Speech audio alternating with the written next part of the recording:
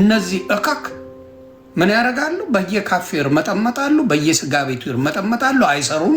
ሚራክል መን ይሏቸዋል፣ ያጭበረብሯቸዋል። አንድም የሚሰራ ፓስተር አታመጣ።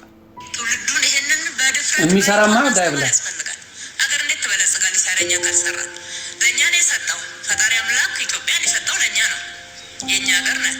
እኛ ካለበጃጀናት፣ እኛ ካላሳመርናት፣ ቃሉ እንደሚለው ምድርን ተንከባከቡ ስሯት እንድናለማት የሰጠው ለእኛ ነው አለ። ታዲያ ማን መጥቶ ያልማው? እኛ ለስራ እጆችን ካላበረታን፣ ካላነጽን፣ ካላነሳሳን፣ ስንፍናን ካልገሰጽን ማን ይመጣል? ቢመጣ እንኳን የሆነ ስልጠና እንደዚህ ሰጥቶ ሊሄድ ይችላል። ግን እስከ መስራት እስከ መጨረሻው ድረስ ዛሬ ነው ዋጋ ብዬ ብሰራ እንኳን የሚጠቀምበት ልጄ ነው፣ የልጅ ልጄ ነው፣ ሀገሬ ነው ብሎ መስራት የሚችል እንደ ዜጋው ማንም የለም። በዚህ ላይ ትንሽ ቅር የሚያሰኙ ግንኙነቶች እንኳን ቢኖር ለትልቁ ቪዥን ለትልቁ ዓላማ ብሎ መተባበር እሷን ቻል ማድረግ ያስፈልጋል ማለት ነው። ጤናማ የሆኑ ግንኙነቶችን ማዳበር፣ መልካምነትን ከሌሎች ጋር መሯታል። መንግስቱን ላይ መረረው። እነዚህ እከክ ምን ያደርጋሉ? በየካፌው ይርመጠመጣሉ፣ በየስጋ ቤቱ ይርመጠመጣሉ። አይሰሩም። ሚራክል መን ይሏቸዋል፣ ያጭበረብሯቸዋል። አንድም የሚሰራ ፓስተር አታመጣ። አሁን ለምሳሌ ዲያቆን ወንድማችን መዝሙር ያሬድ ኢንፎርሜሽን ቴክኖሎጂ ኢንጂነር፣ ሶፍትዌር ኢንጂነር ሰርቶ ነው የሚበላው። እነ አኬ ሰርቶ ነው የሚበላው። እነ ልደት፣ ሌሎችንም ወንድሞች ብታመጡ ወንጌልን ያውቃሉ። እነ ዮሐድ ሰርተው ነው የሚበሉት። እነዚህስ መዝሙር ከዘመሩ ወይ ፓስተር ነን ካሉ ቁጭ ብለው በየካፌ እየተርመጠመጠ እሁድ ሄድና ገንዘብ ይዘርፋል። በየእሁዱ እየሄዱ ገንዘብ መዝረፍ ነው። አሁን ለምሳሌ ወንጌላ ኤርምያስ የምትለው ዱቅ ብሎ ቲክታክ ላይ ተርመጥምጦ ምንም ነገር ለወንጌል ነው የተጠራው። ሌላ ነገር አትስራ ተብያለሁ ይላል። ምድረ ሌባ ነው ያለ። ስለዚህ እግዚአብሔር የተመሰገነ ይሁን። በመንግስት ደረጃ ኦርቶዶክስ አልተተቸችም፣ ወደፊትም አትተችም። ለምን? ያልሰራ አይብላ ነው የሚለው መጽሐፍ ቅዱስ ቃል። ስለዚህ የኦርቶዶክስ ልጆች ይሰራሉ። በእርዳታ ደረጃም ካያችሁ ማንንም ዘር ሳይመርጡ የሚረዱት 99% ኦርቶዶክስ። አሁን ለምሳሌ ማስተር አብነትን ከ80% በላይ የሚረዳው የኦርቶዶክስ ወንድምናቶች ነው። በጣም የምንወደው ወንድማችን ነው። እሱ ፕሮቴስታንት ነው፣ ግን 80% በላይ የሚረዳው የኦርቶዶክስ ወንድምናት። ለምን? ሳይሰራ ይብላ ይባላል። የእነሱ ፓስተር ሆንክ ወይም ደግሞ ሐዋርያ ሆንክ ነብይ ሆንክ ከተባለ የሚሰራል ወፍ አታመጣም። ወፍ ይሄ የዘረፋ ሲስተም is a very simple one. It's easy. በጣም ቀላሉ ሲስተም ነው እና የሚዘገንን ሀብት አካብተውበታል። አምላካቸውን ረስተዋል። እንደምታዩት ገስት ሃውስ እያሉ ሰውን የሚዘርፉበት ብዙ ነገሮች አይተናል። እና እኔ የተረዳሁትን እኔ ያየሁትን ነው የምመሰክረው፣ ያላየሁትን አልናገርም። ሱቅ ነው የምትከፍተው። ማን ነው ቤተክርስቲያን ክፈት ያለ ብትለው ምን ችግር አለው ይላል። ማን ነው ቤተክርስቲያን ጋር ፈቃድ አለ ወይ? ተሰጥቷል ወይ? ምን አይነት ትምህርት ነው የምታስተምር? የለም። ስለዚህ አሁንም የምላችሁ ምንድነው፣ የኦርቶዶክስ ወንድምና እህቶቼ እግዚአብሔር ይጠብቃችሁ። የእነሱ ፕሮሞሽን በምንድነው? ታዋቂ ሰው እንደምንም ብለው ማበጠጥ ነው ሰው እንጂ የተማረ ሰው ትምህርቱን የሚያውቅ ወንጌሉን የሚያውቅ። ታዲያ ለምን እነ መዝሙር ያሬድን ፔንት ያላርጓቸውም? ያርጓቸው እስቲ ያርጓቸው። እነ ዘማርያምን እነ መምህር ኤፍሬምን ሌሎችንም የኦርቶዶክስ ታላላቅ አስተማሪዎችን ያርጓቸው እስቲ። በእውቀት የመጡ ወንድሞች አሉ። የውሃድ ወንድማችን ያርጉት እስቲ። የእነሱን ነገር ብትና አርገው አውጥተው ቁጭ አርጋ ያስተምራሉ። እግዚአብሔር ይባረክ። ስለዚህ ኦርቶዶክስ በመጨረሻው ዘመን አለት ላይ የተመሰረተች ስለሆነ በመጨረሻው ዘመን ወደ እሷ ብዙ ሰው እንደምታመጣ እርግጠኛ። ከ1 እስከ 30 ኦርቶዶክስ ታመልካለች ብላችኋል አይደለ? ሉተራውያን ከ1 እስከ 30 አላቸው። ምን ትሉ? ሉተራውያን ሙሉ በሙሉ ከ1 እስከ 30 አላቸው። በእነሱ ይቻላል ወይስ ለባሉ ድምቀት? እና ሌላው ማኩረፍ፣ መናደድ፣ ያልሆናችሁን አንድነት የውሸት አታምጡ። ከእንግዲህ እያመጣ መበተን ከእንግዲህ እያመጣን የእናንተ ነገር ምንድን ነው? መበተን። ትምህርታችሁ መተን አሁን የኦርቶዶክስ ገድላት ላይ ለምን ፎከስ እንዳደረጉ አሁን ህዝቡ ነቅቷል። ለፈረንጅ ይቻላል፣ ለአበሻ አይቻልም። ይህንን ያየነውና እግዚአብሔር ብርክ ያርጋችሁ። እኔ በዚህ ነገር ላይ በጣም በጣም ደስተኛ ነኝ። በጣም ከሚገባው በላይ ደስተኛ ነኝ። በመንግስት ደረጃ ራሱ ሀገር ያስቸግራችሁ እናንተ ሆናችሁ ተገኛችሁ። የአዲስ አበባ አስተዳደር በእናንተ ላይ ነው መሮት የጠራችሁ። ዘረፋችሁ፣ ሳትሰሩ የምትኖሩ እንደሆናችሁ ተነገረ። ናይንን ተግባብተናል። በመንግስት ደረጃ ነው ለእናንተ መግለጫ ያወጣው። ይሄ ያሳፍራል።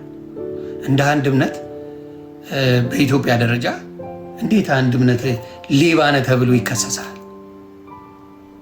እንዴት አታጭበርብሩ፣ ሰርታችሁ ብሉ እየተባለ እንዴት ከመንግስት መግለጫ ይሰጣል?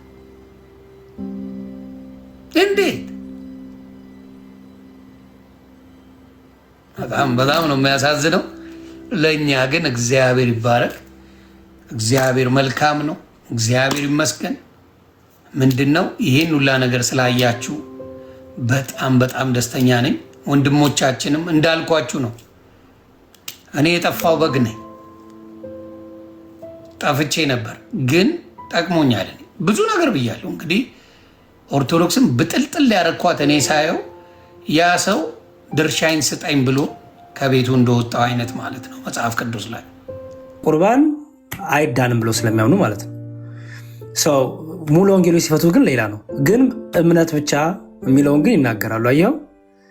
ስለዚህ ይሄን ነገር የሚያየንበት ነው። ሰው ሳትወጡ በፊት የራሳቸው ሰው ያሉትን አንድ ነገር ላሰማችሁ። ወደ ውጭ ሀገር ሄጄ ነበረ እና በሄድኩበት ጊዜ የመጀመሪያው ጥያቄ የቀረበልኝ እናንተ ሀገር ታቦት አለ አለኝ። እኔ በሉተራን ቸርች ወይም በዚህ በሉተራን ቸርች ጋር በነበረ ልምድ ልውውጥ ነው በወቅቱ ወደ ስዊድን ሀገር የሄድኩት እና እዛ ያለው የሚያስተናግዱ ሰዎች ሀገራችሁ ታቦት አለ አይተህ ታውቃለህ ወይ ነክተህ ታውቃለህ ወይ ነበር የመጀመሪያው ጥያቄ። ለእኛ ያን ያህል እንትን አልነበረም። ለእነሱ አይቻለሁ ነክተህ ታውቃለህ? መንካት ነክቼ አላውቅም እኔ በግሌ ያልኩት እና ኢትዮጵያ አንሸንት ክርስቲያን ሀገር ናት፣ የጥንት ክርስቲያን ሀገር ናት ብለው በጣም ነው የሚያከብሩት እና ገርሞኛል። እና አንዱ የሚያከብሩት በዛ ምክንያት ነው። ከዛ ሀገር ደግሞ ስዞር ምን ተፈጠረ? እዛው የመካነ ኢየሱስ አሁን ሉተራን፣ ፕሮቴስታንት ምናምን ቤቴል ምናምን ይባላል። እዛ አሁን ያሉ ሉተራን ቸርቾች እዛ ሀገር ቸርቾቹ ስያሜያቸው አንዱ ጫፉ ላይ ዶሮ ነው ያለው። አዎ የኛ የጴንጤ ማለት ነው። ሴንት ፒተር ቸርች ላይ የቅዱስ ጴጥሮስ ቤተክርስቲያን ነው እንዴ? ምንድን ነው ዶሮ ስለ 23 ጊዜ የቃለበት እና ቤተክርስቲያን ነው ነው ዶሮ ዘላ ያለ። ሌላው ደግሞ አንድ ቸርች ህንፃ ውስጥ ስገባ የጎርጊስ እንትኑ ሲገለው ጦሪዞ ይሄ ምንድን ነው ዘንዶ የጎርጊስ ጦሪዞ የሚገለው የለም ዘንዶ። እሳ ደግሞ ቅዱስ ሴንት ጆርጅ ቸርች ይላል። እሱ ደግሞ የማን ነው? ፕሮቴስታንት ነው። የፕሮቴስታንት ቸርች የፕሮቴስታንት ቸርች ሆኖ ቅዱስ ጊዮርጊስ ቸርች። አዎ እሱ ቅዱስ ጊዮርጊስ ቸርች ነው። ከዛ ደግሞ አንድ ቸርች ደን ጎበኘን፣ ሴንት ሜሪ ቸርች ይባላል። እሱ ደግሞ የቅድስት ማርያም ቤተክርስቲያን ማለት ነው። እዛ ሀገር ህዝብ እንትን የምንለው እንዳምን ከመጣው በኋላ እንደ ኮንቴክስቹዋላይዝ ማድረግ ያስፈልጋል። ዝም ብሎ የቦሌ ቸርች የእንትን ቸርች የጉለሌ ቸርች ምናምን ከምትል ጉለሌ ቤቴል ቅድስት ስላሴ፣ ቦሌ ቤቴል ምንድነው መድኃኔዓለም ቤተክርስቲያን ምናምን እያለ መቀጠል ለምን አንችልም? ምንድነው ችግሩ የሚልሉ ኮንሰፕት ይዤ ኮንቴክስቱን ለመጠበቅ ወደፊት እንደሱ ነው እኛ የምንሰራቸው ቸርቾቻችን እንደሱ እናስመርቃለን እና ሌሎቻችሁም ከዚህ እንደምትወስዱ ተስፋ አደርጋለሁ። ከዚህ በኋላ ቅዱስ ገብርኤል ቸርች፣ ቅዱስ ሚካኤል ቸርች አይነት ነው ሚሉታሉ። ቅዱስ ገብርኤል ሳይሆን እኛ ለምሳሌ አማኑኤል ኢየሱስ ስለ ኢየሱስ ቅዱስ ጊዮርጊስ ቸርች ካታ ቅዱስ ጊዮርጊስ ቤተክርስቲያን ከተባለ በእኛ ነው አሁን እንደ ኢትዮጵያ ነው የሚል እንደ ኢትዮጵያ ነው የሚል እንደ ኢትዮጵያ አሁን እናሰልክ አድርገን ያስቀምጥነው መድኃኔዓለምን መርጠናል፣ ኢየሱስ ቤተክርስቲያን መርጠናል፣ ክርስቶስ ቤተክርስቲያን መርጠናል። በዚህ ስሞችን መሰየም እንዳለብን የአጥቢያ ቤተክርስቲያን ሲሰየሙ አማኑኤልን መርጠናል፣ ስላሴን መርጠናል እና እንደዚህ አይነት አለ አይደለም እና በእነዚህ መሰየም ትችላለህ። ምን ችግር አለው? ስሙን ዝም ብለህ አሁን ለምሳሌ ሁሩሙ ኦኔሲሞስ ነሲብ የተወለደበት ላይ መካነ ኢየሱስ አንድ ቸርች ምን አለች? ኦኔሲሞስ ነሲብ አጥቢያ ማህበረ ምዕመናን ብላለች። በኦኔሲሞስ ነሲብ ከተሰየመ ምንድን ነው ችግሩ? በሌላ ጳውሎስ ቸርች ምናምን ይባል እኮ አለ ጳውሎስ ኤጳፍራ ምናምን እንደሚባል እሱ አሁን እንደዚህ እንግዲህ አሁን በጥንቶቹ በጴጥሮስም ማድረግ ይቻላል ማለት ነው። ችግር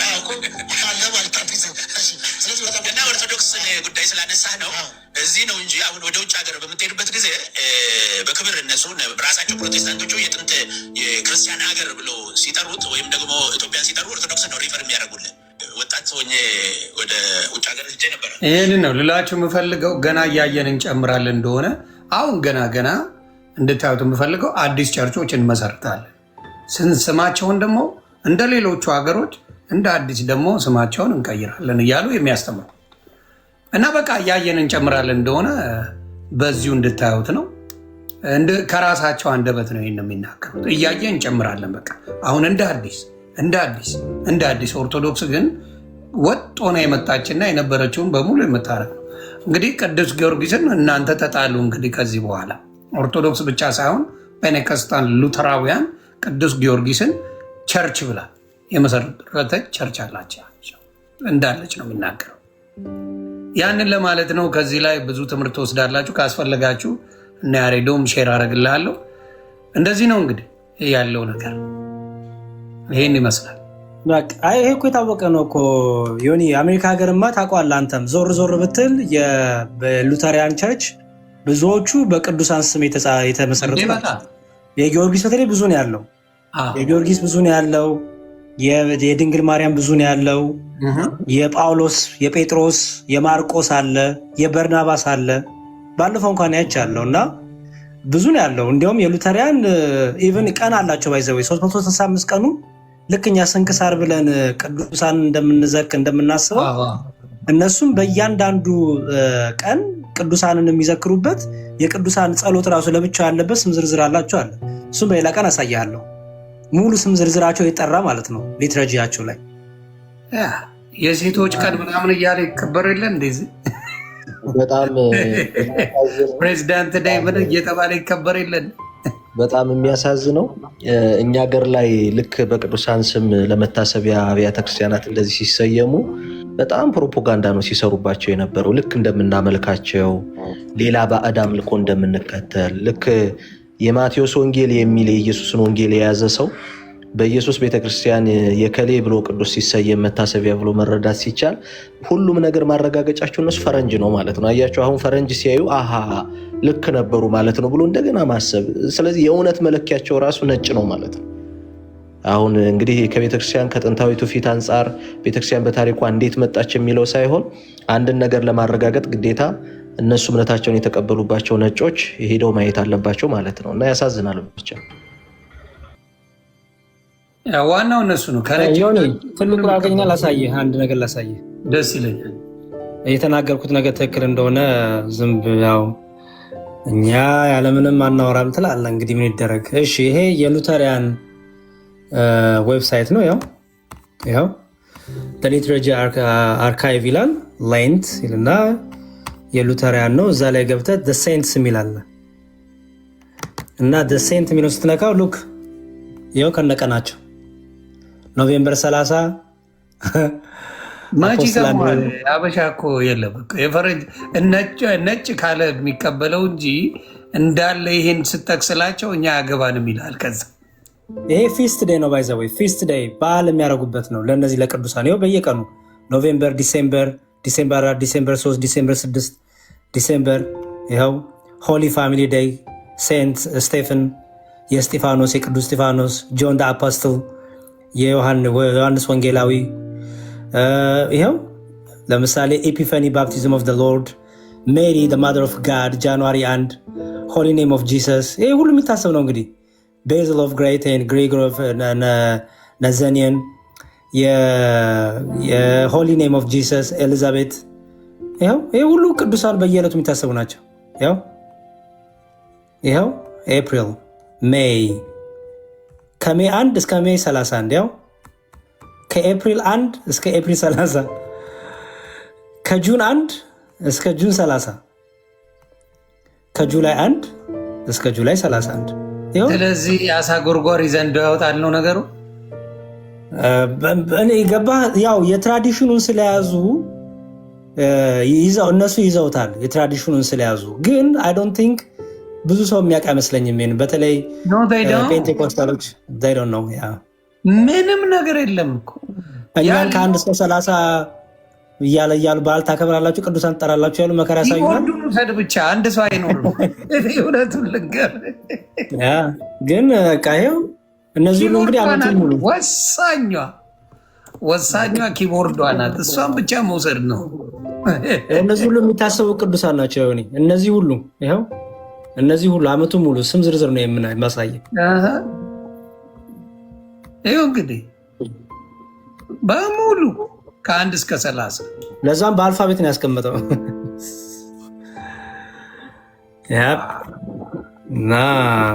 የሚገርም ነው። እግዚአብሔር መልካም ነው። እንደዚህ አይነቶቹን ፈጣሪ ስለገለጠ ይሄ የአፖስትሎችና የሜጀር ሴንትስ ወይም ዋና ቅዱሳን ወይም ታላላቅ ቅዱሳን የሚባሉ የእነሱ ደግሞ ለብቻ የሚታሰቡበት ቀን አለ በደንብ። ምክንያቱም ለብቻ ተለይተው ሐዋርያትና ዋና ቅዱሳን እንትን የሚሉበት ለምሳሌ ክራይስት ኪንግ ኢየሱስ ክርስቶስ ክራይስት ኪንግ፣ ከዛ ሜሪ ድንግል ማርያም፣ ጆሴፍ፣ ሆሊ ፋሚሊ፣ ፒተር፣ ፖል፣ ጄምስ፣ አንድሪው፣ ጆን ደ አፖስትል፣ ጆን ደ ባፕቲስት፣ ማቲዩ፣ ማርክ፣ ሉክ፣ ቶማስ፣ ፊሊፕ፣ ጄምስ፣ ሳይመን ኤንድ ጁድ፣ ሴንት በርናባስ፣ ሜሪ መግዳላን፣ ማቲያስ፣ ስቴፈን። እነዚህ ሁሉ ሜጀር ሴንትስ እና አፖስትል ተብለው የሚታሰቡ ናቸው። እና ፊስት ዴይ ያላቸው እያንዳንዳቸው የሚታሰቡበት የሚዘከሩበት ቀን አለ ማለት ነው። ሰምታችኋል እንግዲህ ያለው ለሚፈልግ ሰው ይኸው ሊትሬቸር አርካይቭ ይላል። ያው ጠቅላላ የሉተሪያን ሊትሬቸር የያዘ ነው። ዌልካም ዲስ ሳይት ኢዝ አን አቴምፕት ቱ ጋዘር ኢንቱ ዘ ዋን ፕሌስ ቫሪየስ ሊትሬቸርስ ፕሬየርስ sermons and anything else that Christian may find useful for prayer, contemplation and edification. I hope you are blessed by your visit. Literature archive, daily devotionals, prayers, Bible and reference, readings. አለው ማለት ነው።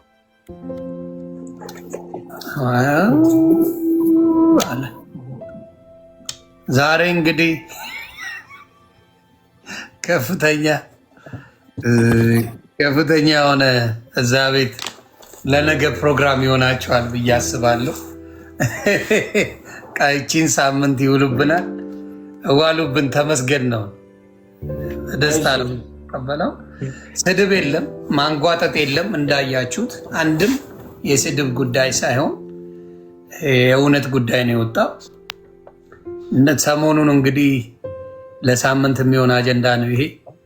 የሚቀጥለውንም እንቀጣጠርና ለሌላ ሳምንት አጀንዳ እንዲሆናችሁ የእናንተን መጽሐፍ በማንበብ ብቻ ህዝቡን እናነቃለን። ህዝቡ መንቃት አለበት። ያልነቃ ብዙ በወንጌል ስም የተሸወደ ያታሉት ከአድዋ ድል በኋላ የመጣ ሃይማኖት ይዛችሁ ህዝቡን ማጭበርበር ይበቃል። እንደ ሱቅ እየከፈትክ የኔ ነቢይ ነኝ የኔ ጴንጤ ማለት ያኮረፈ ነቢይ ማለት ነው።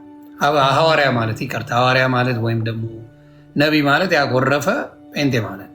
ስታኮርፎ የራሳችሁን ሱቅ ትከፍቱና እኔ ቤት ነው የምትሉት። ያ ደግሞ እውነት ነው። በጣም ያሳዝናል። ሰው ግን እንዲረዳው ማድረግ ጥሩ ነው ብዬ አስባለሁ። እግዚአብሔር ይባረክ። እኔንም ያን ነገር ብዙ ነገር ሪሰርች ሳደርግ ነበር እዛ ገብቼ። በምታዩት መልኩ እንግዲህ እግዚአብሔር በፈቀደው ጊዜ ይሄ እውነት እየወጣ ነው። ሰው ይማራል። ሰው በደንብ አድርጎ ተምሮ እግዚአብሔርን ያገኛል። ኦርቶዶክስ ለዘላለም ትኑር። ትምህርቷም በሺህ ዓመታቶች ያለ የሐዋርያት ቅብብሎች ያለባት እንደሆነ እንድትረዱ ነው። ትምህርቱ በደንብ የምታዩት ነው። እግዚአብሔር ብርክ ያደርግልኝ። በጣም ነው የማመሰግናችሁ። መዝሙር ያሬድም፣ መምህር ብሩክም፣ መምህር ኤፍሬም፣ ዲያቆን መኩንም እንዲሁም ደግሞ የውሃድ ወንድማችንን እግዚአብሔር ይባርክልን። ተባረኩ ነው የምለው።